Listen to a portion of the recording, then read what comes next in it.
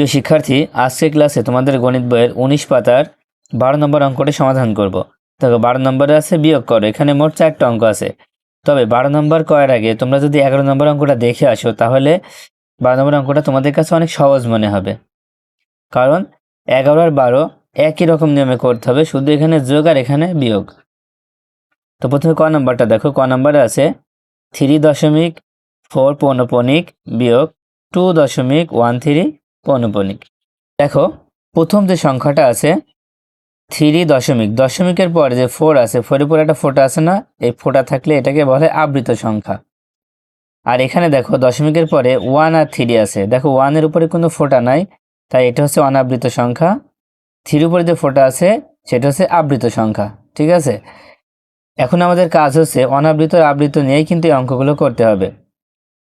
তো এখানে আমরা দেখব যে অনাবৃত সংখ্যা কয়টা আছে। দেখো প্রথমটার মধ্যে কিন্তু নেই, কারণ দশমিকের পরে দেখতে হবে। দশমিকের পরে একটা সংখ্যা আছে, সেটা হচ্ছে 4, আবার তার উপরে পৌনপণিক আছে, এই জন্য এটা হচ্ছে আবৃত সংখ্যা। আর এখানে দেখো দশমিকের পরে দুইটা সংখ্যা আছে, একটা হচ্ছে অনাবৃত, তার মানে অনাবৃত সংখ্যা আমরা পাচ্ছি হচ্ছে একটা। তাই এখানে লিখবো, এখানে অনাবৃত অংশে অঙ্ক সংখ্যা কত হচ্ছে একটা। শুধু পেয়েছি আমরা কয়টা? একটা পেয়েছি। ও আবৃত অংশে অঙ্ক সংখ্যা, দেখো আবৃতর ক্ষেত্রে একটু আলাদা হবে। হ্যাঁ, সবসময় আবৃতর ক্ষেত্রে একটু আলাদা হবে। কেমন? দেখো এখানে আবৃত সংখ্যা কয়টা আছে? একটা আছে, এক লিখে নাও। এখানেও দেখো আবৃত সংখ্যা একটা আছে, তার মানে 1 ও 1 মানে 1 ও 1 এর লসাগু। আবৃতর ক্ষেত্রে সবসময় লসাগু হবে, আর অনাবৃতর ক্ষেত্রে সবথেকে বেশি যেটা আছে সেটা লিখবো। তাহলে 1 ও 1 এর লসাগু কত হয়? 1 আর 1 এর লসাগু কিন্তু একই হয়। তো এবার আমরা সংখ্যাটা তুলে নিই। দেখো 3.4 পৌনপণিক সমান, খেয়াল করো এখানে অনাবৃত হচ্ছে একটা। আগে বলে রাখি, এই এক কিন্তু এই এক না, কারণ এখানে অনাবৃত আছে একটা, চাই সেই এক লিখেছি আমরা। ঠিক আছে, এই এক কিন্তু লেখিনি।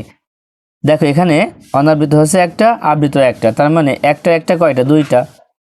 এই জন্য আমাদের দশমিকের পরে দুইটা সংখ্যা বানাতে হবে। কিভাবে? দেখো প্রথমে লিখে নাও 3.4।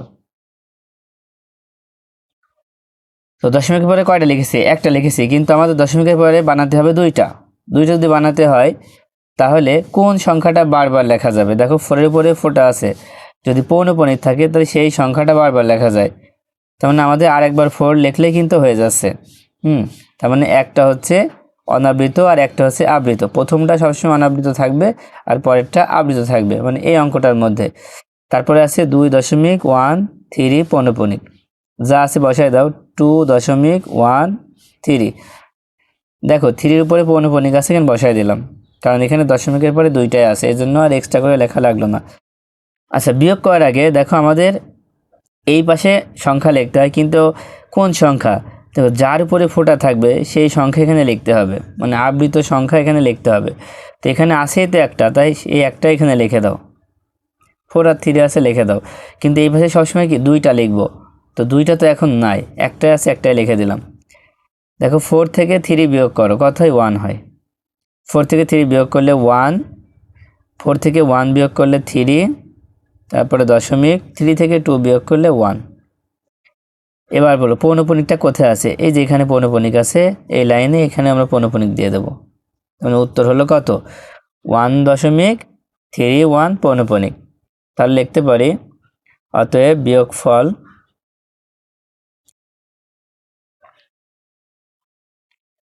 1.31 পৌনপণিক।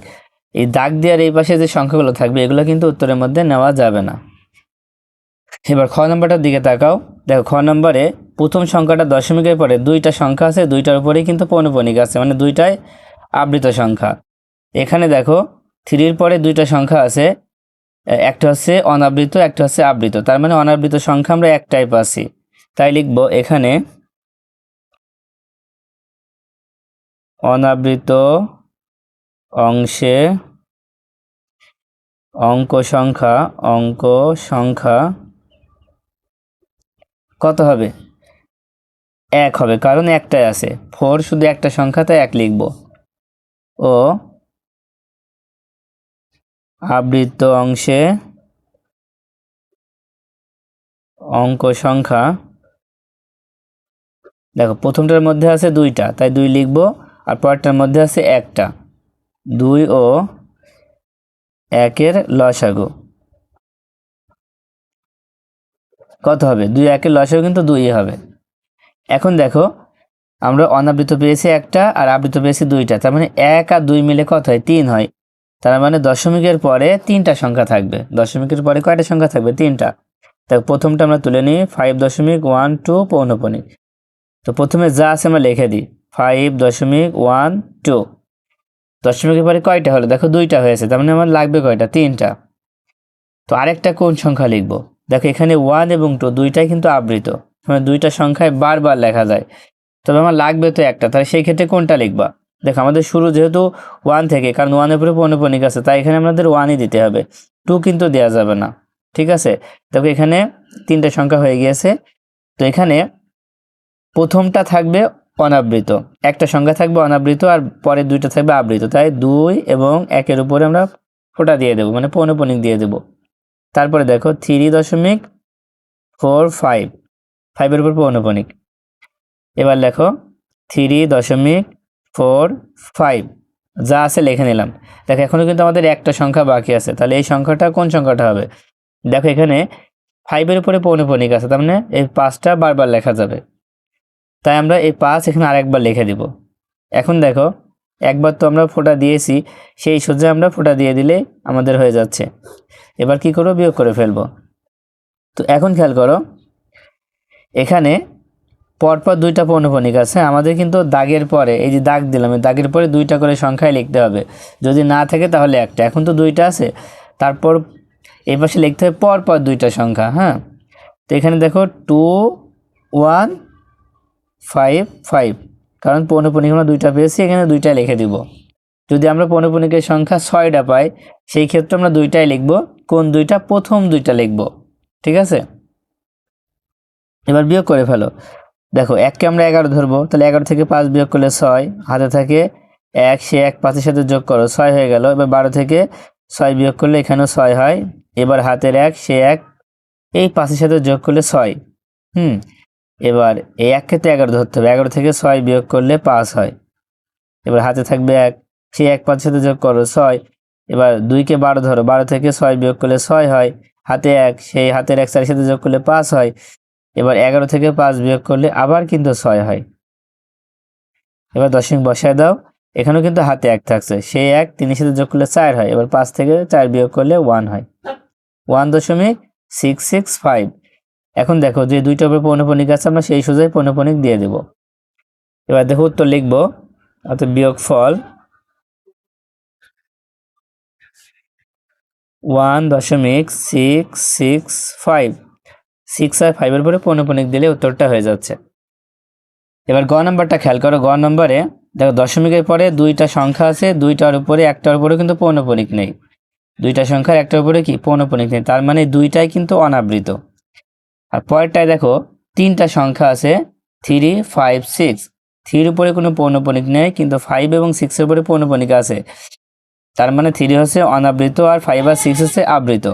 তো এখন লিখবো এখানে অনাবৃত অংশে অঙ্ক সংখ্যা কত? দেখো এখানে আছে 2টা, এখানে আছে একটা, তার মানে অনাবৃত সর্বোচ্চ 2টা আছে, তাই এখানে 2 লিখব। ও আবৃত অংশে অঙ্ক সংখ্যা কত? প্রথমটার মধ্যে নাই, প্রথমটার মধ্যে কি আছে? নাই। পরেরটার মধ্যে 2টা আছে, তার মানে আমরা লিখবো আবৃত অংশে অঙ্ক সংখ্যা 2। এখানে শুধু এক জায়গায় আছে, এই জন্য এক জায়গায় 2টা আছে, তাই 2 লিখে দিলাম। এখানে লসাগু করার কোনো প্রয়োজন নেই। এখন আমরা অনাবৃত অংশে অঙ্ক সংখ্যা পেয়েছি 2টা, আর আবৃত পেয়েছি 2টা, 2 আর 2 কত হবে? 4।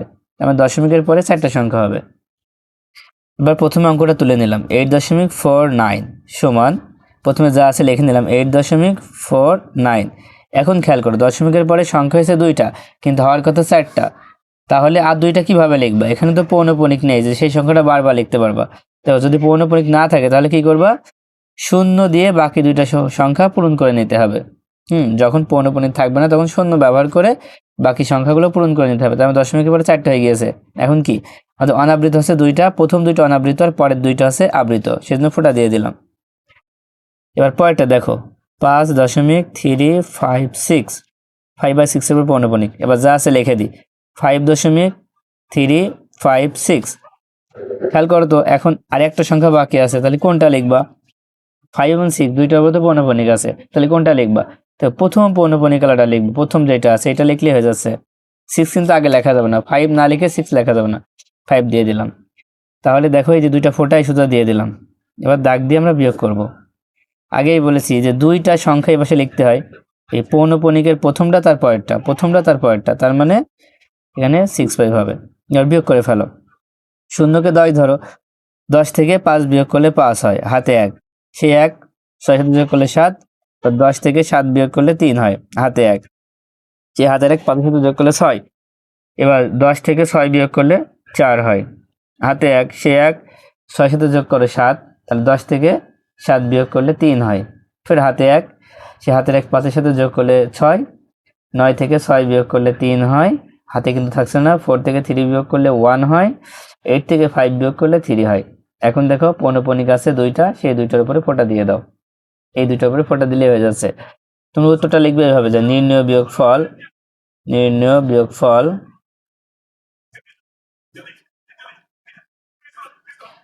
3.13334, এই দুটোর উপর পৌনঃপুনিক।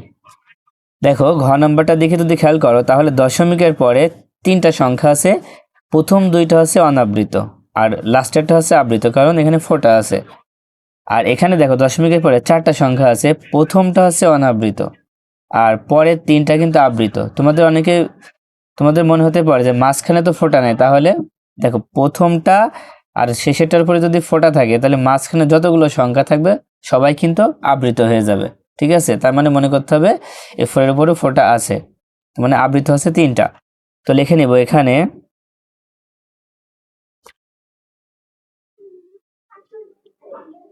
অনাবৃত অংশে অঙ্ক সংখ্যা, দেখো দেখো এখানে আছে অনাবৃত অংশে অঙ্ক সংখ্যা আছে দুইটা, এখানে আছে একটা, তার মানে সবচেয়ে বেশি আছে দুইটা, তাই এখানে 2 লিখব। ও আবৃত অংশে অঙ্ক সংখ্যা, আচ্ছা খেয়াল করো তো এখানে আবৃত কয়টা? একটা, তার মানে 1 লিখব। আর এখানে আবৃত কয়টা? তিনটা, তার মানে 1 ও 3 এর লসাগু। 1 আর 3 লসাগু কত হয়? 1 আর 3 লসাগু কিন্তু 3 হয়। এখন দেখো অনাবৃত হয়েছে দুইটা, আবৃত হয়েছে তিনটা, তার মানে 2 আর 3 যোগ করলে 5 হয়। দশমিকের পরে 5টা সংখ্যা হবে, আমরা হিসাব করে নিলাম দশমিকের পরে কয়টা হবে? 5টা হবে। আর প্রথমটা লিখে নাও, দেখো প্রথমটা আমরা তুলে নিই। তো প্রথমে যা আছে লিখে নিলাম।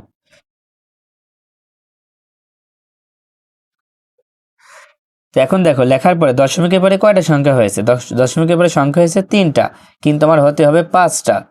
তাহলে কোন সংখ্যাটা বারবার লেখা যায়? দেখো 5 এর উপরে ফোঁটা আছে, তার মানে এই 5টা বারবার লেখা যাবে। আমার দরকার আর 2টা, তাই 2বার লিখে দেবো 5। এখন দেখো অনাবৃত আছে দুইটা, তার মানে প্রথম দুইটা অনাবৃত আর আবৃত আছে তিনটা, পরের তিনটা আবৃত, তার মানে প্রথম দুইটা বাদে এই তিনটা হচ্ছে আবৃত হবে। তাই প্রথমটার উপর আর শেষেরটার উপর দিয়ে দিলে হচ্ছে তিনটার, এই 5-এর উপর আর এই 5-এর উপর দিলে মনে করবো যে তিনটার উপরে ফোঁটা আছে। এবার পরেরটা দেখো 13.2349, 3 আর 9-এর উপর পৌনঃপুনিক। এবার দেখো যা আছে একবার লিখে ফেলি, 2349। দেখো দশমিকের পরে 4টা সংখ্যা আছে, কিন্তু লাগবে আমাদের কয়টা? 5টা, আরেকটা বাকি আছে। তাহলে কোন সংখ্যাটা লিখবা? এখানে 3, 4, 5 সবার উপরে কিন্তু ফোঁটা আছে, মানে পৌনঃপুনিক সংখ্যা, তার মানে এই সংখ্যাগুলো বারবার লেখা যাবে।